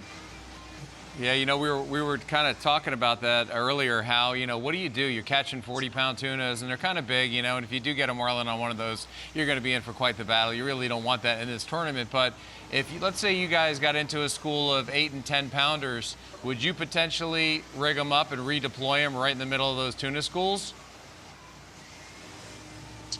I have a real experienced crew, and they, one of them, Lee especially, he's had to do that in the past on some of the charter boats. We have a bridle rig ready if we see one kind of come up, but we're not really prepared to live bait. Okay, all right, fair enough. I think it's great what you guys are doing, and a 1228 on your blue breakfast lure, the size of your fist. I mean, come on, congrats on that, man. That's incredible. It really is.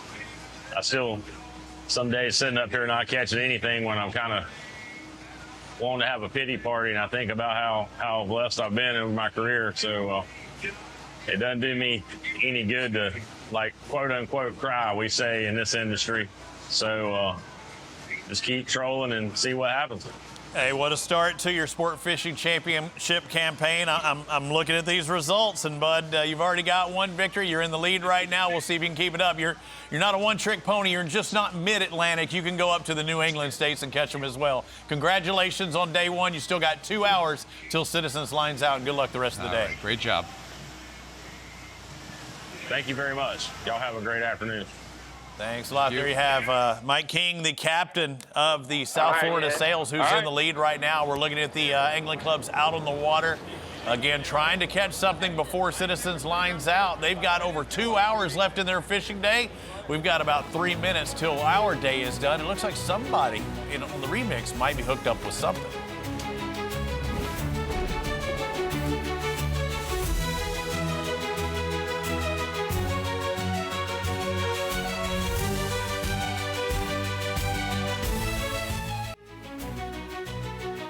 The Cape Cod Invitational is sponsored by Porosos, a Corazon Cabo Resort and Spa, official host resort of the Zane Great Championship Playoffs, by R&R Tackle, and by Gemlux. Little chlorophyll there, bankside, up against the shore. We're looking for some of those color changes possibly out there in the water. I saw green, my man. We were not at the Emerald Coast. We're in Cape Cod. That's right, yeah. Man, what do you think about day one? I know they had a little later start today, and now they're going to find out that they only have 2 days. Let's get at it. Okay, so you want to be capitalizing on that early bite, and you see the South Florida Sails did that. They got the triple, then they got the blue, so they feel confident they figured it out. And then you go to something like, figure it out as you go. If you're not having a great day, you got to kind of work at it. You got to keep chugging away. So you're catching tuna. So we start thinking, maybe if we caught a smaller tuna, we could redeploy them as live baits. Some of the boats may want to try to do that. Or since you're catching so many whites or getting white bites, maybe you want to upsize and try for that blue marlin. I mean, we know that 1,228 pounder caught by Mike King was on a giant lure called Blue Breakfast, the size of your fist. So that's pumping through the water going 7-8 knots. It's throwing a lot of water, making a big commotion, and that might be the way to go if the white marlin are not biting. So it's it's an interesting thing to do, and you might want to try that live bait because it could be the ticket to paradise. Again, as Eddie Money once said. 2 tickets to paradise. I got you. I got where you're going. But again, that's not what they're used to here on this side of the woods, neck of the woods. But the Atlantic used to doing it a little bit different way. But the South Florida Sails getting it on 2 different varieties of fish, but a triple to start off. Triple Lindy by the Three Amigos. Boing, boing, boing. I love me some Rodney Dangerfield. But yeah, these are 100-point fish. Very important, though, to not just get one of them or two of them, but to get 3 at one time. Come on. That's the way you want to do it, and then double down on it with a blue marlin for that team. I mean, that's got to feel incredibly good knowing that the weather's coming. But we do have a pressure system coming with that wind, so it's either going to turn the bite on a little better or it's going to shut it off. So hopefully they'll be able to fish tonight until 7 p.m., and then they put the lines in the water tomorrow at 5 a.m. I don't know if they talk to the freshwater fish, but bass usually turn on when it's a low-pressure system. That should be the weather. There's the blue marlin, Robbie. I'm sorry to interrupt. That's the blue marlin bite that came up on the teaser. Mr. King was talking about. He went over the other side. They dropped back, and they got bit. They didn't know what it was, as he told us. Yep. And sure enough, it was the right one. Pulled the teaser right out of his hand as he was dropping it back. That is the right kind. That's a 450 kind. Just big enough to tell you that it's a blue marlin, but small enough to say, we'll get him. We'll get him soon. Yeah, and I mean, around here, I mean, that's a good fight. Around here at this desk in Dallas, around here, that is a good Around fish. here.